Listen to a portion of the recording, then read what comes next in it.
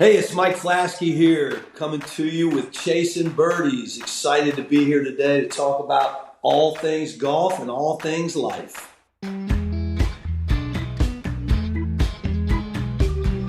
All right, guys, it's Thursday. It's Chasing Birdies. It's a new episode, and it's still me and Pep. My man, what's shaking? We're still here, bud. We're still standing. I know. I don't know how. It was a long weekend. Yeah, bud. I saw you in your black tie affair. Get up. Looked like you bought it off a rack. And then we had the old Super Bowl on Sunday. Yeah. And our pockets are a little lighter, shall we say. The Waste Management Open was... What a finish. Dude, it was great. And look, we'll get into that. We'll get into all three of those things. Well, I feel bad about I feel bad for the Seagull. So, I mean, Charlie Hoffman, tough. It's tough, man. But the Waste Management, what a show. I just want to go, dude. I do want to go, but I want to, not have to stand in line at 6 a.m. and then run to 16 and all these yo-yos running over each other. And my other thing, I can't drink beer all day long like these people. I saw some guy take his shirt off, and he probably shouldn't have done that. And he had these khakis on, slid down the hill, got all muddy, and it was like 48 degrees. And I'm like, why would you do that? I know he was not, kind of in the right mindset, but still. Right. And then the guys, I mean, Billy Horschel and several other players are just yapping at the gallery because they're just continuing to be a distraction. And, it's one thing for that to happen on the 16th hole because that's what that's about. But my man, if you are watching golf and someone is over the ball hitting a shot, why would you yell? Makes no sense. Well, I loved Kevin Kisner and Smiley Kaufman on 16 with their calls on Saturday and Sunday. They were hilarious. Oh, my God. So funny. And I saw our boy Tyler Reeve. He's boys with Kevin Kisner. He was standing right next to the table. I saw him throwing footballs into the crowd. The place is wild, man. So let me ask you this. If you make the cut at the Waste Management on 6, you get to 16, right? And they all give out gifts. What are you giving out to the crowd? What would you hand out to the crowd? I don't know. I mean, little things is in, little tins is in. Probably Sour Patch Kids. I'm all for that. That's awesome. And limiting alcohol sales, it's just crazy to see that. But you know what? It is a phenomenal golf tournament, and it's one of those things where watching the final round, you're seeing the guys. Some of these players, for example, Hoffman. I mean, he had to really play his ball that round to get into contention. Yeah. Made eagle on 13, hits it from 265 to 25 feet, and I was rooting for him. But golly, man, Nick Taylor can make some clutch putts all day. He's rolling the rock, boys. That's for darn sure.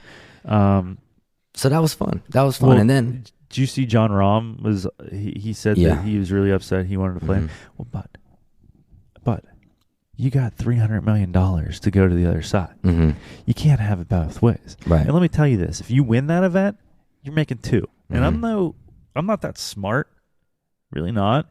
But I think $2 million is a lot less than $300 million. So you made your decision. Just go. Be gone. Yeah. It's fine, dude. Well, we understand. I get it. Yeah, but you know what? We miss seeing him on tour too. But you're able to catch him. I watched a little bit of the Live tournament in Vegas, and it was fine. DJ takes it home and does that. So, Vegas, we just saw DJ, boys.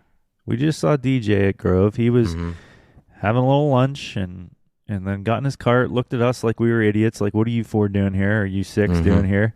Yeah. And we had no right to be at Grove 23, but we were. And he stormed off to the range. Yeah. And then I went and ordered another transfusion. So, the Super Bowl, which, what were your thoughts on the Super Bowl? And by this point, everyone's been talking about it, so it hurts, man. We're not trying to regurgitate anything. Because, I mean, we let's be honest, we all took the Niners. Correct. I thought that they played really well in the beginning, and they missed that extra point which wasn't great, and that hurt. The game's probably over if they make that extra point, and then you go into overtime, and then you take the ball first. Mm-hmm. Again, take the ball second. Even if the Chiefs score, you at least know what you got to do. But if you hold them to a field goal, your defense was kind of playing well to that point, and the defense played awful. And that, everyone looked so gassed. Did you see that? Yeah, well, absolutely. And I wonder if they did not know that the rules were a little different in the postseason, because this was the first postseason game to go into overtime with the new rules. So typically, if San Fran gets the ball first, scores a touchdown, game's over.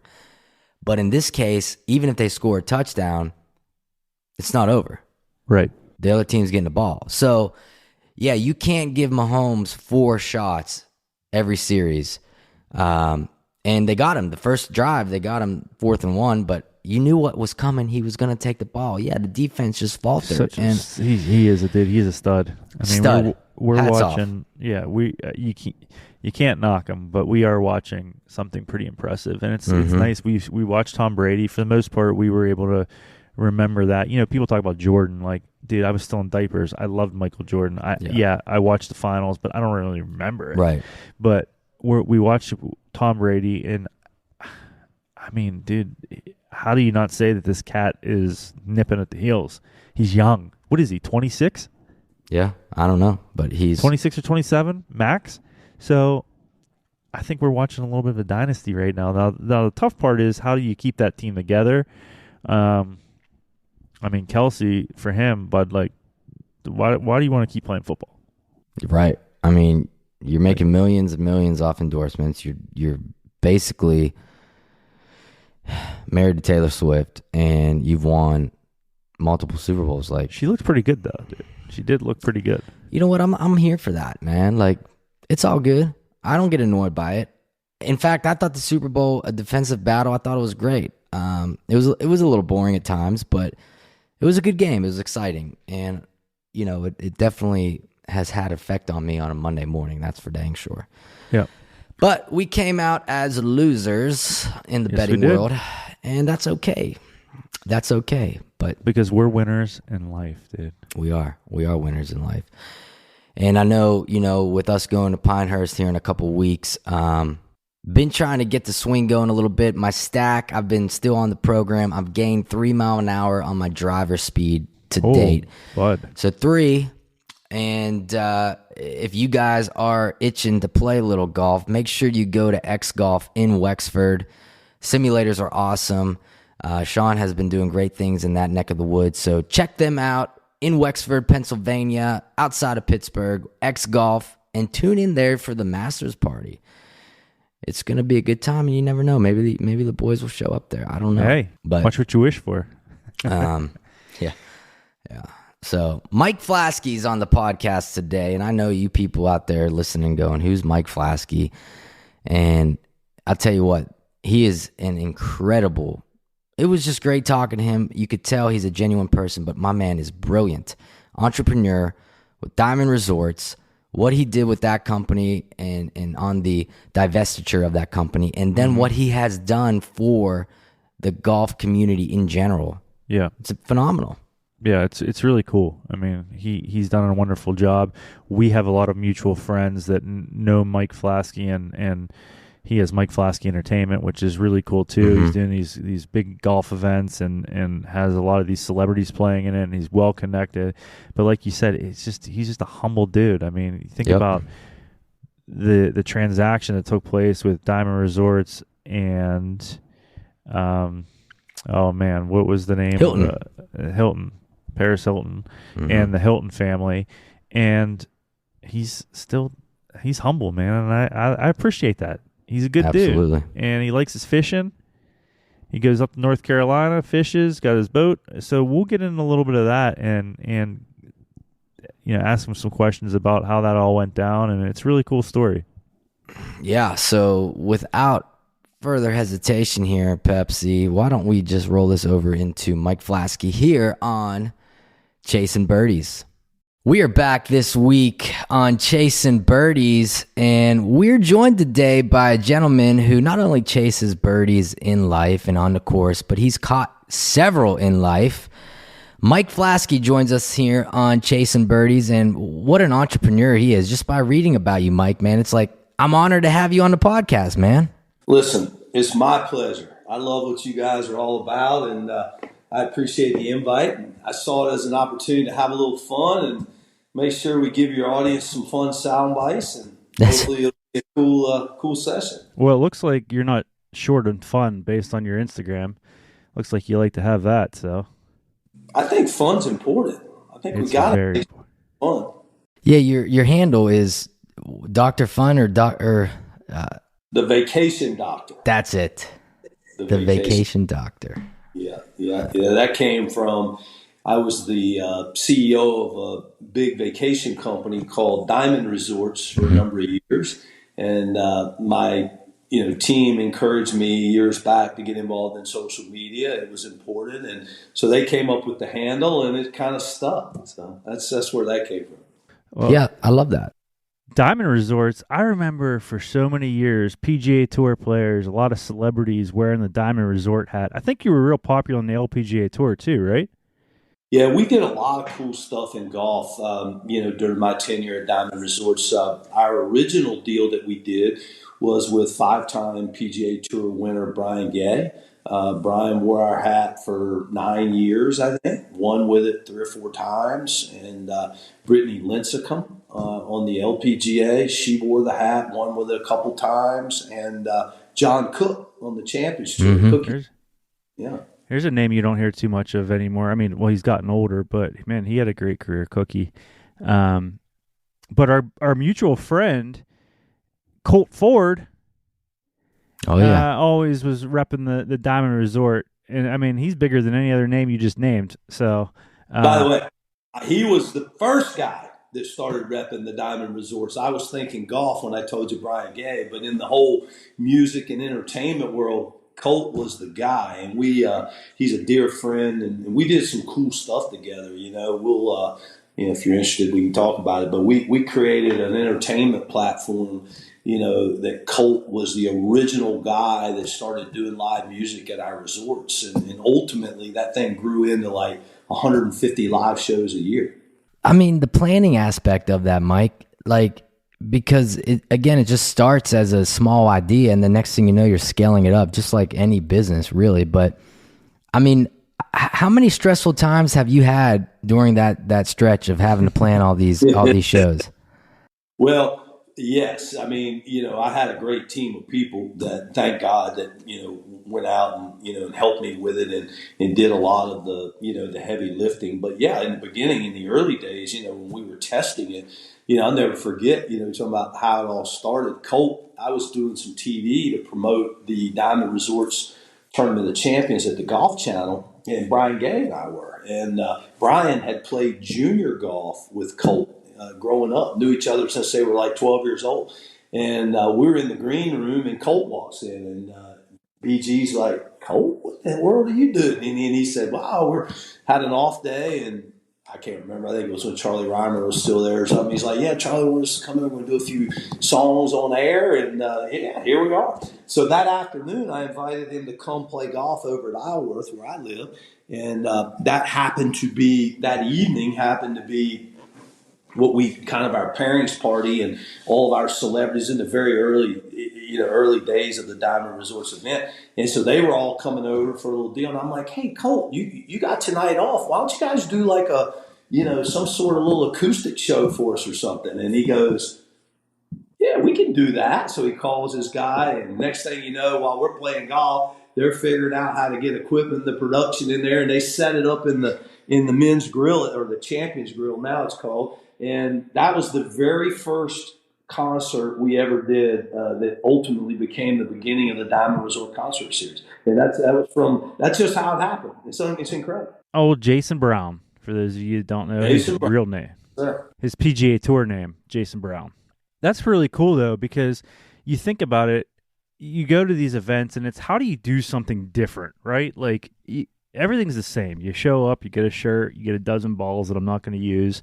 and a hat, and that I'm not going to wear, and to be able to sprinkle in a concert just takes it to another level. Absolutely. And that was exactly the vision, of our events, that we did, were to integrate live music and golf. And look, I mean, not to get off track here, but, the greatest thing in the world that could have happened to the Live Tour yesterday happened because that debacle at Pebble Beach was canceled. And then everybody went over there, including me, and watched a little bit. I did too. We were kind of in the mood to watch golf. Right? Yeah.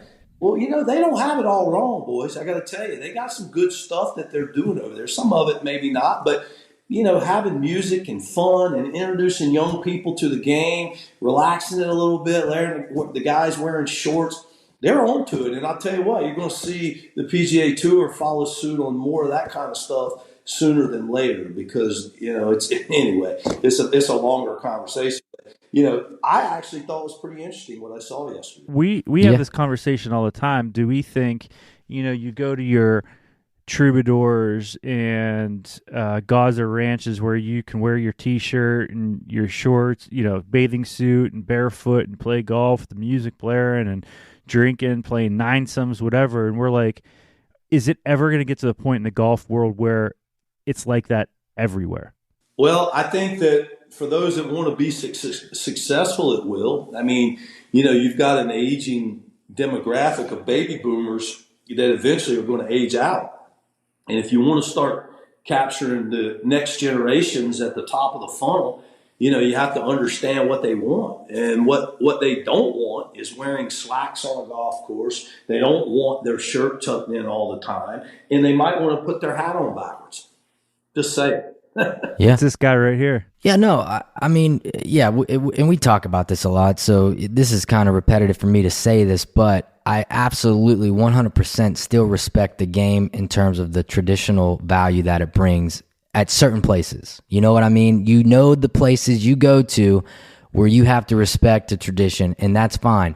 But to your point, with the youth, the next generation of these, call them spectators, players, whatnot, we are seeing this movement gravitating towards a more lax environment on the golf course day by day.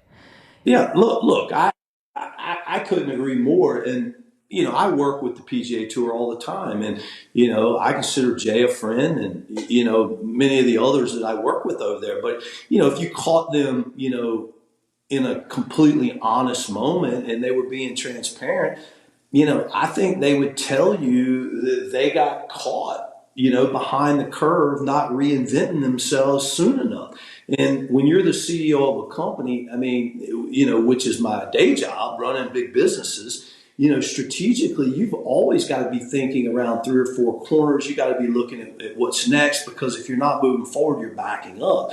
And, the days of Tiger carrying that tour are gone. Mm-hmm. And, they were able to do things, during his era that they really are not going to, I don't think, going to be able to sustainably do long term without making some change. I mean, and I say this with all due respect, but look at Pebble Beach as an example, okay?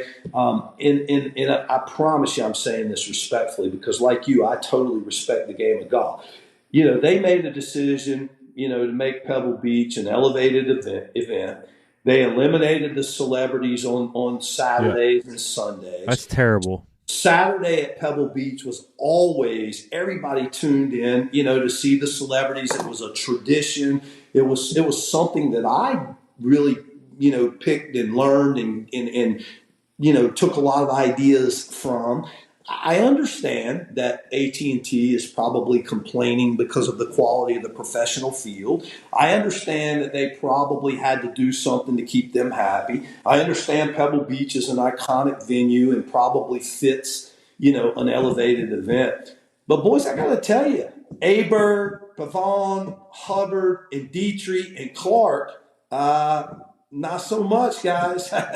It ain't replacing the Bradys and the Fitzgeralds and the Colt Fords, the Larry the Cable guys. I mean, that people like to see that on Saturday. And I think that, in their quest to, probably make the sponsor happy, they probably overreach there. I mean, in my humble opinion. I would agree with you because I don't watch a lot of PGA Tour on a Saturday. It's Saturday. But like you said, on a Saturday at Pebble Beach, you like to see what these guys are doing in it from a different profession with their under the pressure, right? Yeah. Because seeing a Larry Fitzgerald, seeing the Tom Brady's of the world, seeing the Aaron Rodgers of the world play in these high pressure events where it actually matters to them is really cool to watch. Yeah, no question. And anyway, it's interesting. Now, look, at the same time, I do think that this is their office. Okay, this is the PGA Tour. This is where they make their living. I do think that the celebrities, when they're in the arena, do have to respect and do have to, have to know where they're at, and they have to know when to stand down and let them work and let them do their thing. So, I mean, I would be the first to agree that the Bill Murray skit was probably a little old, right? And, that sort of thing.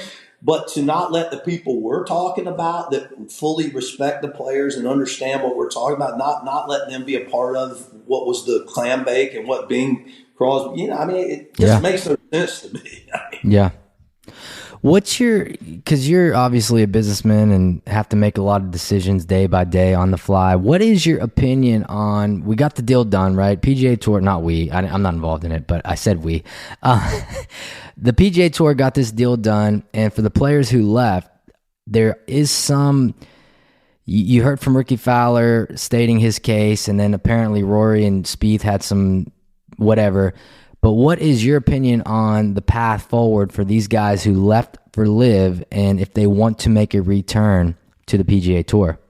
You're asking me my personal opinion, and my personal opinion is that they should be welcomed back. And I think that they made a big decision to go that direction, and it could have gone many different ways. I personally have said all along that I thought these two entities were going to eventually have to work together because you're not going to outrun the Saudi money. I mean, you can't outspend them, right? So at some point, they were going to come together. And at the end of the day, look, it's embarrassing. How do I say this? Sometimes players should be players, leadership should be leadership, and owners should be owners. And there is a reason for that.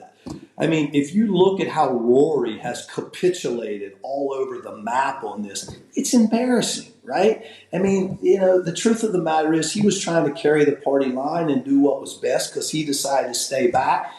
They went in a different direction, left him out on an island. Now he's done a 180 and he's calling out, Jordan for saying what Jordan said. And at the end of the day, it's about money, and players sometimes they just need to go play. Yeah, you're exactly right. You're exactly right. So whenever you were with Diamond Resorts, you were part of a huge deal that they sold to the Hyatt. What was that whole thing like? I mean, tell us what sitting in on a meeting where it's a substantial amount of money. I mean, I don't want to. Well, not to correct you, but it was Hilton. Not Hyatt. But happy to talk you through it. So Paris Hilton. Diamond Resorts was the largest independent, non-branded vacation company in the world. We had about 400 resorts and about 500,000 families that owned their vacation with us in 34 countries. And, it was a complete honor and privilege, to lead that business. In the last 5 years, we were owned by private equity, one of the two largest private equity companies in the world, Apollo Global. And so I worked directly for Apollo, and Apollo bought the company in 2016 when we were publicly traded and took us private. And so we knew, and I knew as the CEO, that my job was to do some things that we needed to do to make the company better, grow the company. And then ultimately their thesis said within 36 to 48 months, they wanted to sell and get their return on investment and move on. So, interestingly, Mark Wang, who is also a friend, is the chief executive officer of Hilton Grand Vacations. And I reached out to Mark. Mark's a golfer. He loves golf. And, he's a good guy, lives here in the Orlando market. And I said to Mark, I said, look, I think these two companies are significantly better together than apart. I think we bring things to the table that you don't have. And I think you have something that we need in a brand, right? We didn't have that Hilton brand. And so, we began talking and, like any deal, it had many different twists and turns.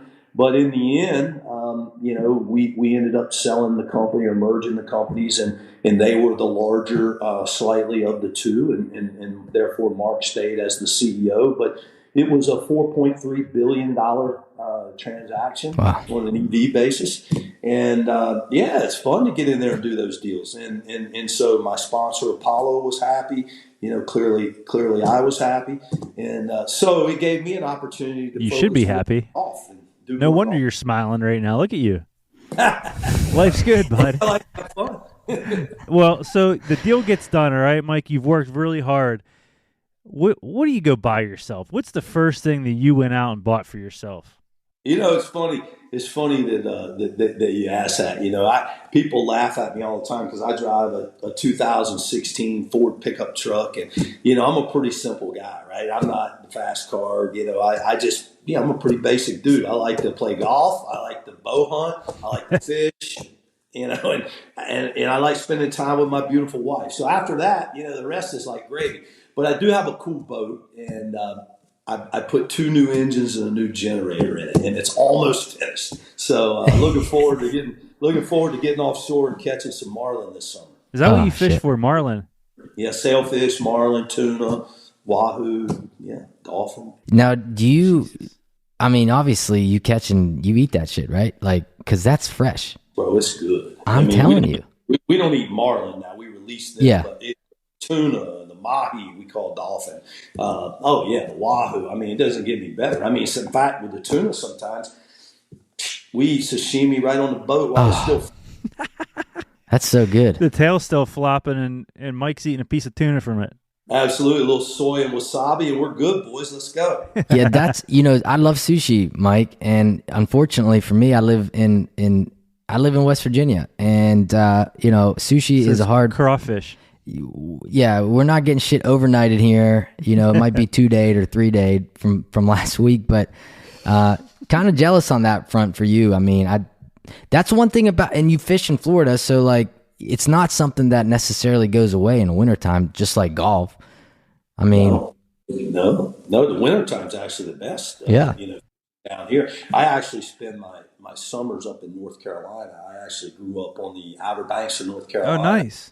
And and it's incredible fishing. That's where I learned. I worked as a mate on a charter boat growing up from like the 5th grade all the way through high school, and so I've been around that fishing culture and doing it my whole life, and so it's something I enjoy. So we fish down here in the winter and up there in North Carolina in the summer.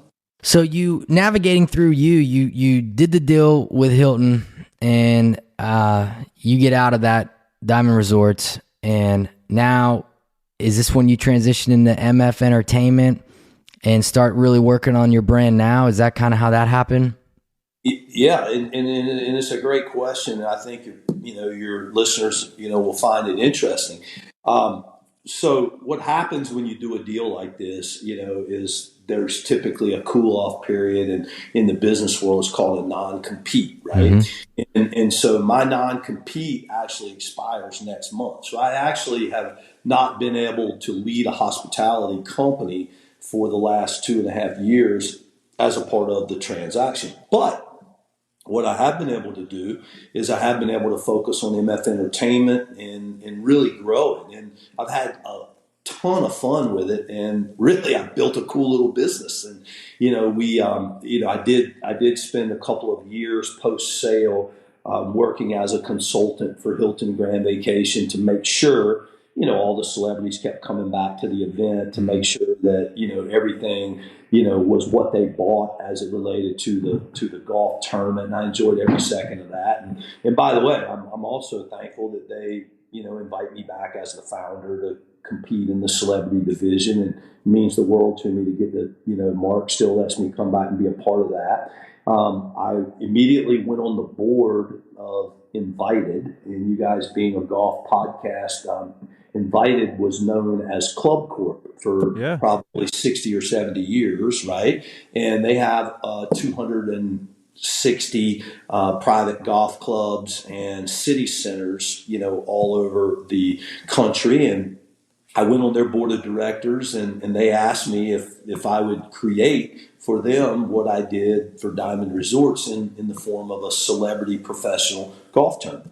So I reached out to the PGA Tour and Miller Brady, who's the president of the Champions Tour for them, and, tossed around the idea of, bringing in the celebrities and figuring out how we kind of create the Champions Tour version of the Hilton Grand Vacations. And this is coming up on year 3 of that. That is actually coming up in April 16th through the 21st. And we do that at Las Colinas Country Club in Dallas. And it's a ton of fun. It's, conceptually, instead of it being the Tournament of Champions, which with the LPGA, it's their winners from the past 2 years. With the Champions Tour, it's actually a full field Charles Schwab Cup event where they bring in 78 players, and then we bring in 40 celebrities. And so it's really cool, and it does extremely well on the TV side for them, and it's just a cool asset for Invited.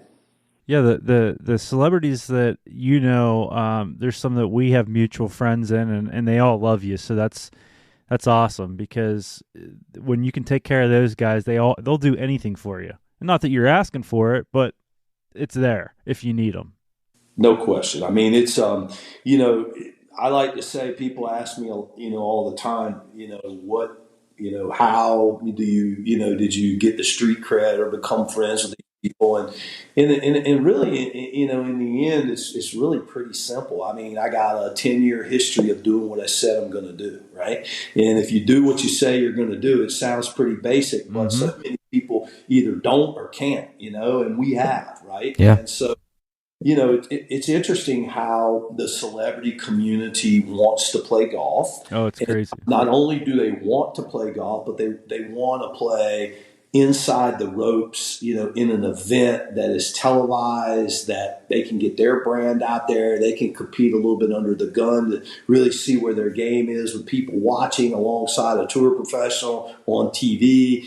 It's fun, and that's kind of how we did it. And then we talked earlier about we were doing 150 live concerts a year. So on that side, all the musicians that have been with me for many years, a lot of them started out, Cole Swindell and Lee Bryce. They started out really before they became superstars. The money was meaningful. Our shows were midweek, so it never kind of interfered, with their tour routing. And the cool thing is over those years, they would do 10 or 12 shows a year for me. And back then the money was meaningful. As they, moved up, and became, B+, A-, A listers, right? They remained loyal because they remembered that I was kind of there for them in the early days, and they knew it was important, and they knew what we were doing really didn't affect their, Friday, Saturday night tour routing. Right. And so, that's kind of how we did it. And they are my friends, and they are people that I've been very blessed to get to know. But in the end, the common denominator is golf. They love golf. It's crazy, man. It is. The golf. What golf can do for you as a business person, as an individual, the relationships you've made through golf, it's incredible. There is nothing like it. I mean, last night I was watching pickleball, and I'm sitting there thinking, these idiots, they're you can't be friends with these people. You know what I mean? Like you're just hitting the ball back and forth, pickleball, loud noise, and then you go on your day. At least golf, you're on the golf course for 4.5 hours. You can really, and I'm sure you can agree, tell a lot about an individual on a golf course, how they react, how they can carry a conversation on. I mean, there's so much that goes into it that you can find out about a person in 4.5 hours. Absolutely, no question. And you can find out a lot about their integrity and their character, and how they react under pressure. I mean, are they going to noodle it over there when nobody's looking? I mean, it's very interesting. It brings it out. And golf is hard, by the way, and that's It the thing is. too. That's the other thing I did want to mention, because it's kind of with our events that we have done, we use the modified stable for format. So as we said earlier, when you get double, you pick up, move on for pace of play. But you still got to hold the thing out, and there's no handicaps. It's a gross event, right? I mean, when there's money involved, these handicaps, they get interesting. So we've kept handicaps out of it. It's a gross event, modified stable for.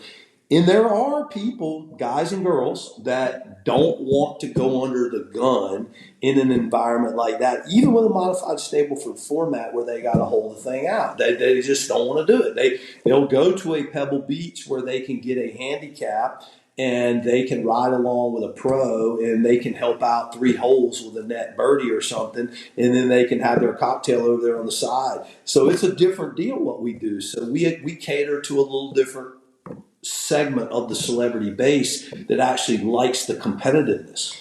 We have an event, the Chasing Birdies 2-man event, and what we do to kind of keep it respectable is we do 80% handicap.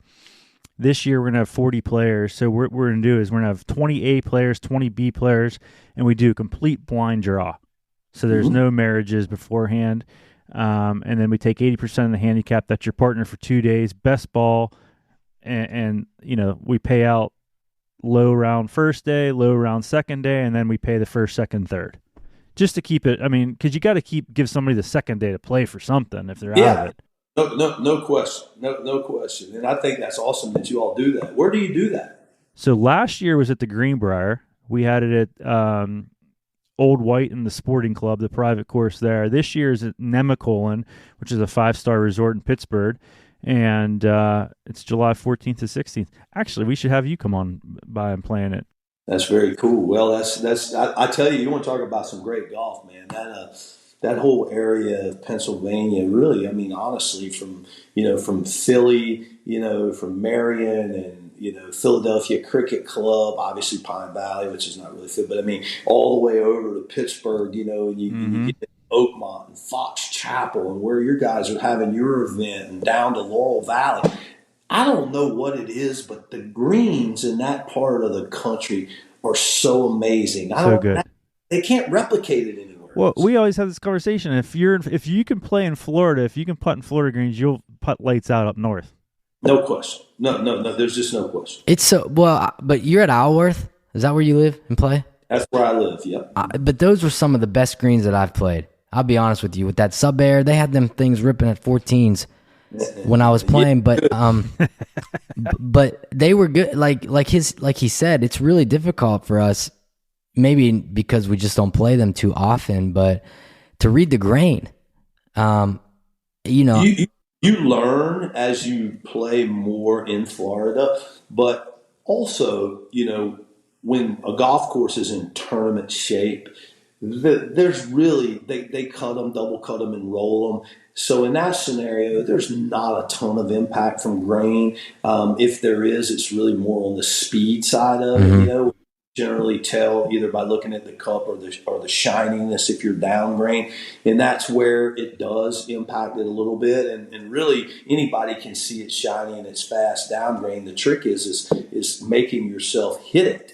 When they are so fast, when you're back into the grain, and you have to hit it, you have to get it to the hole. That's the hard part. Now, on a day-to-day basis, when a golf course is not in tournament shape, the grain is an absolute factor down here. And guys and girls that know how to read the grain and understand, they're going to be better putters because of it.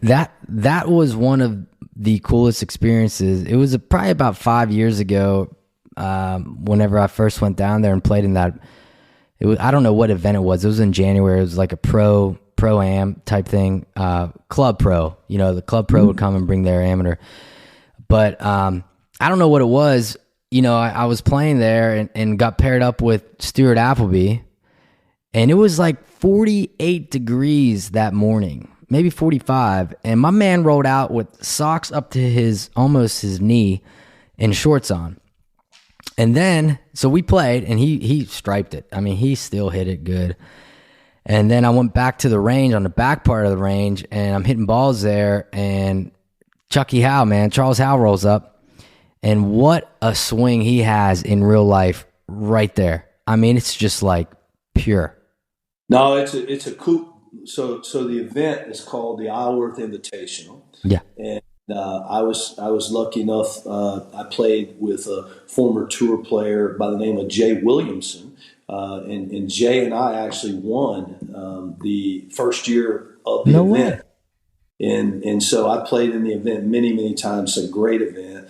And Stewie's a great guy. He's been a member and my neighbor here for 20 plus years. Charles Howell lives 3 houses down from me, so I could literally walk out my house here and yell down there, and he'd hear me if he was back from Mayakoba. That's so fun.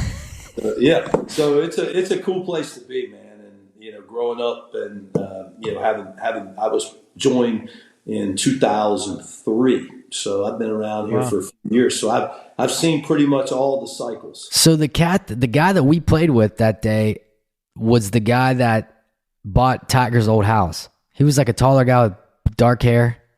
Holly Keller, I believe is his name. That's it. Holly. Yeah. He actually bought Tiger's house from Bubba Watson. And Tiger sold the house to Bubba, and then Holly bought it from Bubba. Holly, that was him. I don't know your relationship with Bubba, but I'm sure Holly's a better guy than Bubba. But Bubba was, he never talked to you. He never really, he did whatever he did. So I didn't really ever honestly get to know him very well. He kind of stayed to himself, but he'd be a little different. So we've talked about all the cool things that you've done and all this, that, and the other.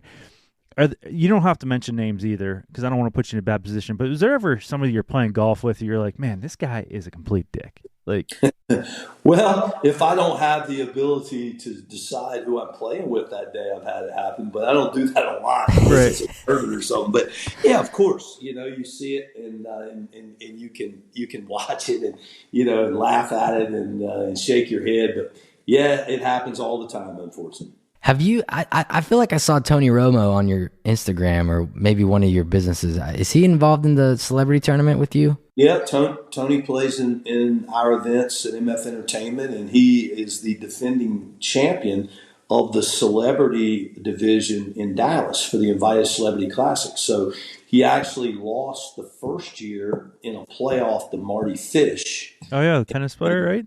Yeah, who's a great golfer, by the way. He's definitely the best, hands down, the best celebrity golfer.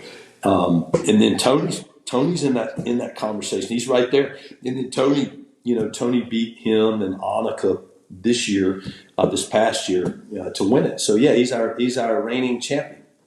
You're talking about Tony Romo, the $1 billion question. You being involved in tournaments, PGA Tour events, all that stuff.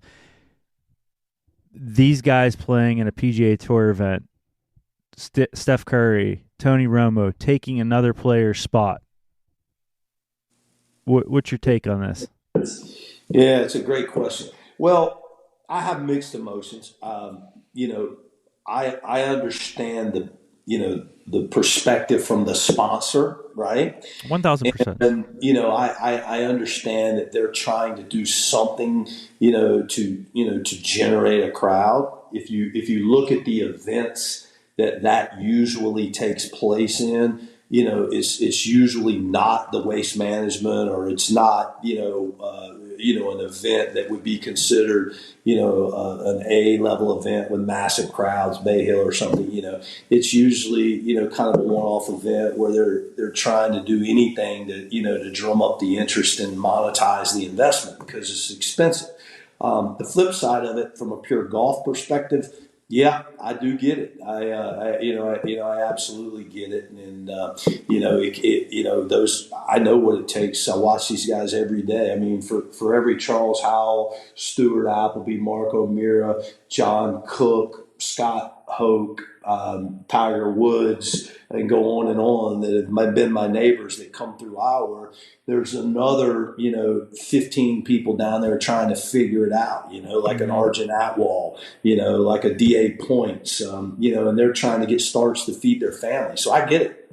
Yeah, that's an interesting debate for sure.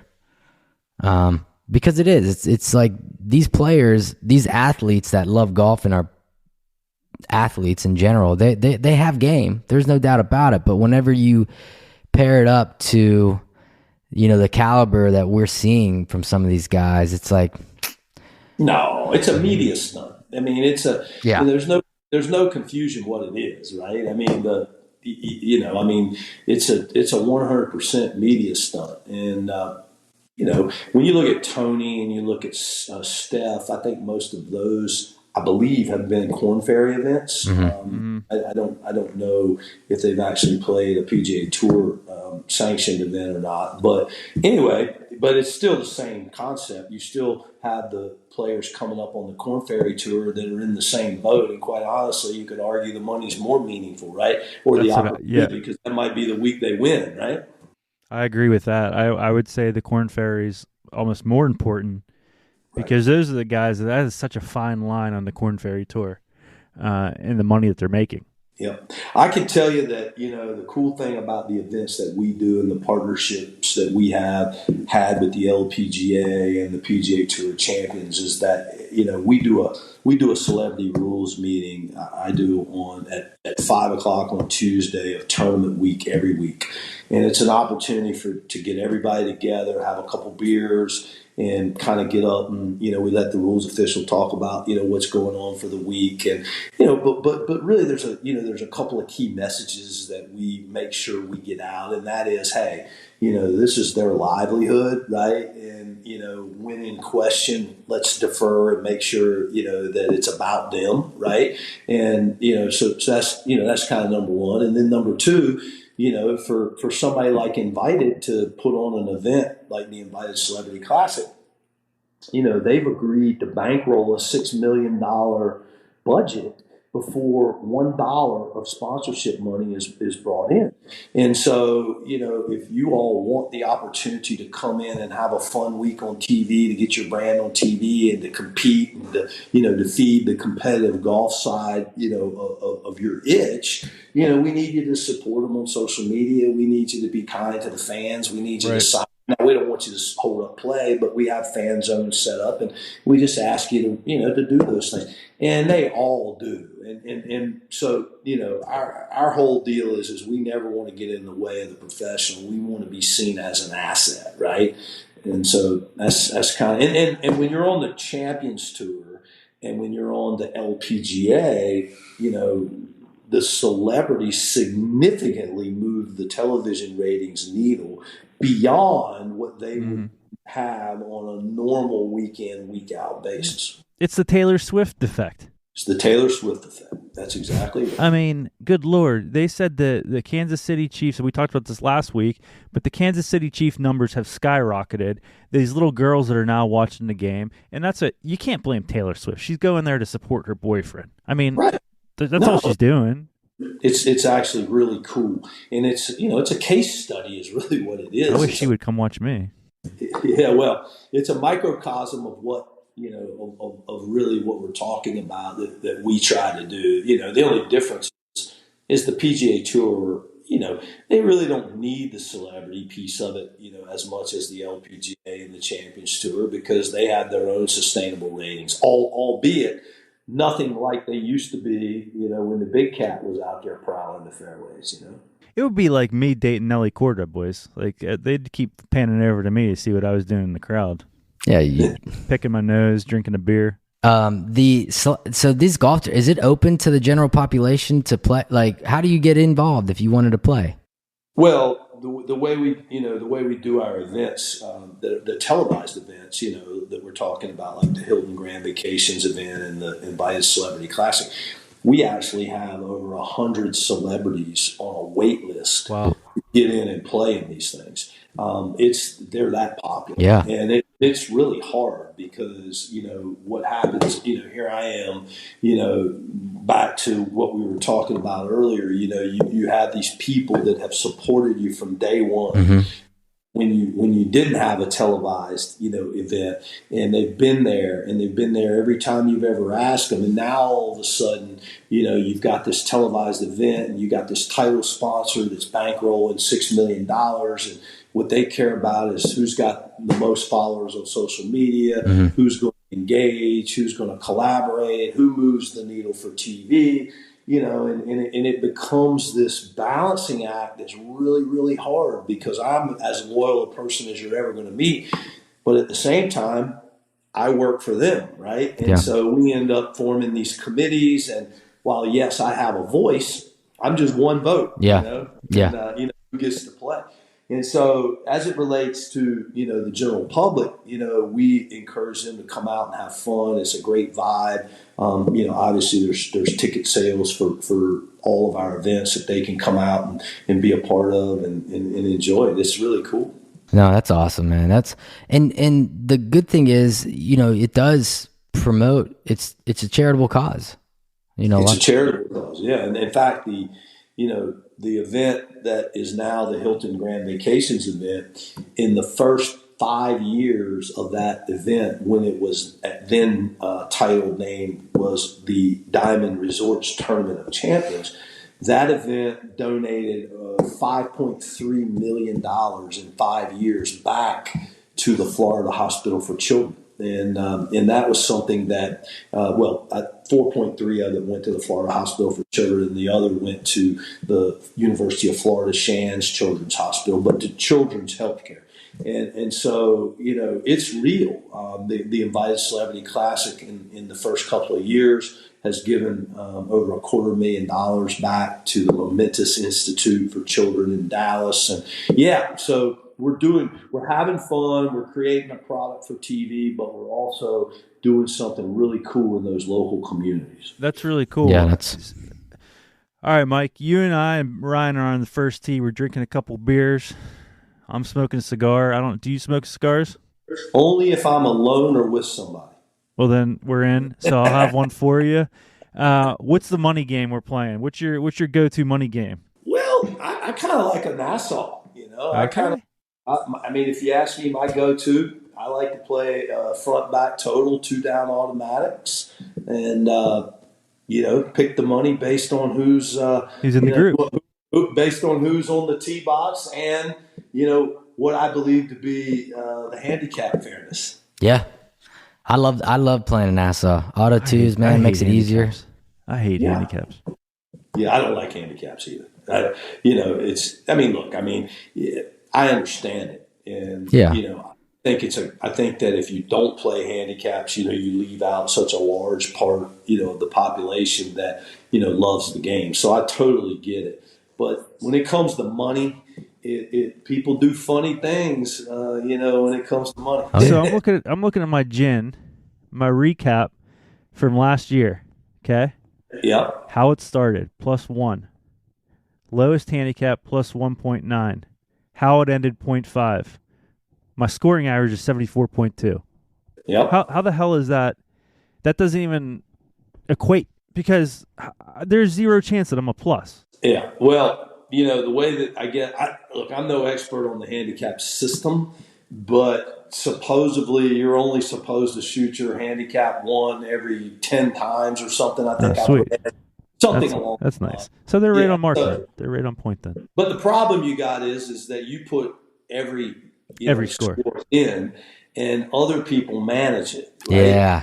The people you got to watch out for, are those 5 or 6 handicaps. Yeah, we got friends like that. That keep it at 5 or 6, but can come out there, and make 4 birdies and shoot even par. Yep.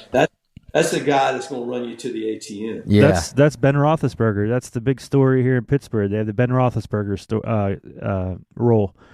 And he says he's like a 5, and he comes in and shoots 67, 68 consistently. Yeah, Ben Roethlisberger won the Alworth member guest 2 or 3 years ago with a guy named Brian Thompson. And I didn't realize Ben could play like that. He's never played in any of our events, but he can play. He can play. Yeah. I played a few holes with him by chance of getting in the shootout with my buddy JR a couple years ago, and my man, he can play. Yeah, that's what I heard. Yeah, that's balling. That's it.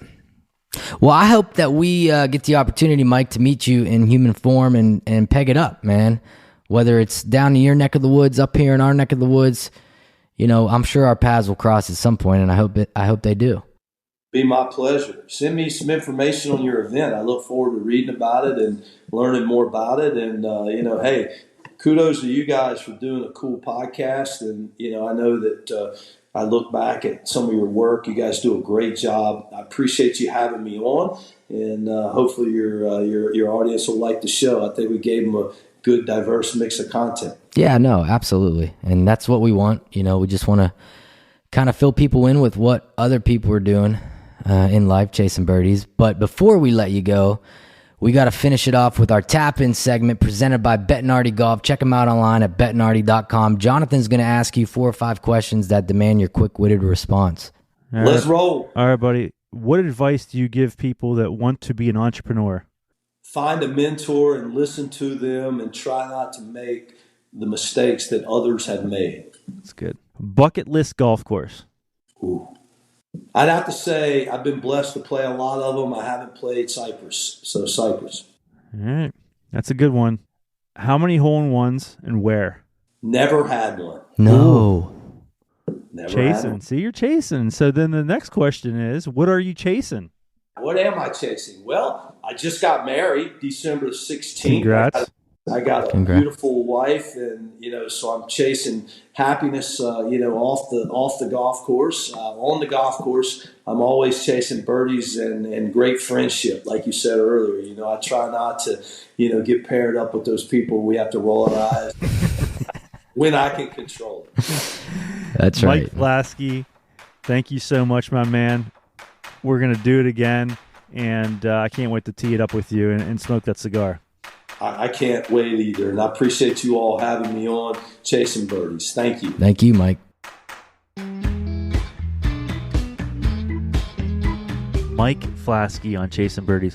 I love that whenever I asked him, what did you buy when that whole transaction went down? I was thinking like Ferrari, Lamborghini. Nope. 2 boat motors, boys. I love it. So that speaks volumes of him as a person, and he just enjoys chasing that little white ball around and being in the business world. You can tell he still has that itch to be in the business world, which is really cool to see. Yeah, no, for sure, man. It's all, and that's the thing too with Chasing Birdies here on the podcast, man. I just like to hear stories from people that how they came to where they are, or what paths they've crossed. I mean, you're sitting there listening to Tony Romo on the Super Bowl, and that's Flaskey's boy. He's playing in these events, so it's just funny to see some of this stuff, man, and these guests. So hats off to you, Mike. Incredible story. Look forward to meeting you and pegging it up, man. And thanks again for coming on in person. In person, baby. In person. So I know we invited Mike to the Chasing Birdies 2-man event, and hopefully he considers it, because it is a good time, and that is right around the corner, the Chasing Birdies 2-man. We got a little surprise up our sleeves for the boys and for the winners, which is going to be hysterical. But that's all taking place at the beautiful Nemacolin Resort. And make sure you check them out at nemacolin.com. The golf courses, you got Mystic Rock, you got Shepherd's Rock, you got Falling Rock, you got a lot of rocks. And it is a beautiful place. They're redoing the chateau as we speak. That'll be launching July 1st, the brand new kickoff for that. And so get your wife, get your lady, get your significant other, your kids. There's something for everyone at Nemacolin. So check them out at nemacolin.com. And as always, thank you to everyone at Nemacolin for supporting us in this dumb journey, I guess you can say, because we're having fun with it and we're enjoying it. And so I enjoy it, bud. You know what? And I'm so proud of you, but I got to say this on air right now, or on these wavelengths of audio, that you're getting into a little bit of fitness here, and you've been working out at Nemacolin a little more. How's the journey going? The journey's going well. So started about 2.5 weeks ago, We do Mondays, Wednesdays, Fridays. We, meaning me. And I'm just really the cardio. I'm really hitting the treadmill. And this is crazy to say too, but I'm doing a lot of jumping jacks, boys. Yeah. And I love the jumping jacks. After you run, it really burns in your legs. And then a lot of sit-ups and just a little bit of light work, weight work. I'm not looking to get ripped, all right? But I'm just looking to stay fit and maybe get another 2 to 3 yards out of my drops. Yeah. That's all. I love it. But I'll tell you this much. You feel so much better. You do. I mean, now I know what you guys talk about. Yeah, exactly. You got a little taste of it, and I love it, man. No more muffin top. No more. No more. And I've really, the 12th, I eat from 12 p.m. to 8 p.m. So it's kind of hard for me because I like to snack. But as I got into it, 12 to 8, I don't snack. I eat 2 meals, and then at 7:30 I eat an apple, and that's it. And, apple's great soluble fiber.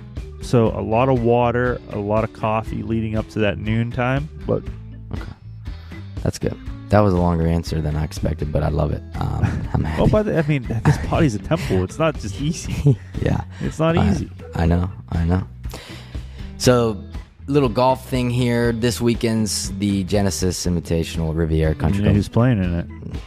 The Goats in the field, kicking off today. Excited for this one, actually, but I think it's going to be, maybe something that we see a glimpse of, a little foreshadowing potentially for the rest of the season for the man. But, he's jacked, so I'm excited to watch it. Yeah, he is. And his new clothing line is out.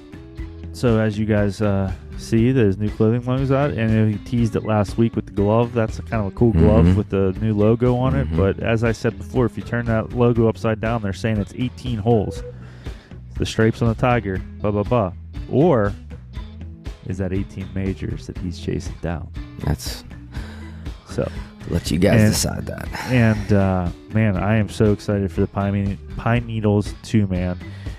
We got me, you, BK is my partner, IPA is your partner, and there's another twosome of our friends playing in it.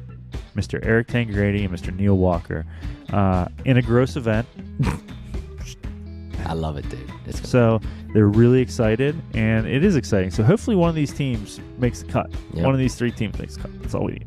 One team make the cut. We will be tracking and documenting that and see where that takes us, man. But Pep, as always, buddy, it's always great catching up with you. Not that we don't do it often, but it's always good on this thing, Yes. So let's keep chasing. You guys have a fantastic week. Make sure you go to chasing_birdies on Instagram. Like it. Love it. Double tap. Doesn't take a lot. You're already scrolling, so just do it. And I'm going to be putting a video up this weekend. What we're going to do is our boy Eric Childers at Titleist sent us some balls. Okay? So for every t-shirt hoodie that is purchased, we are going to throw in a sleeve of Pro V1X golf balls with our logo on them. And that's another, as you know, golf balls aren't cheap. So that's a $16 sleeve of golf balls with a t-shirt. No brainer. Help the boys out. You can lose those golf balls. If you lose the golf balls, make sure you lose them so people can find the ball and see the Chase Birdies logo. Yeah, genius. I love it, guys. Thank you all for tuning into this week's episode of Chasing Birdies. And thank you to Evo and his team, Allie, over at Simpler Media, for putting this thing together. Jacqueline DiPaterio, Rachel London, for all your help here on the social handles. We hope you all have a great weekend, and we will catch y'all in 2.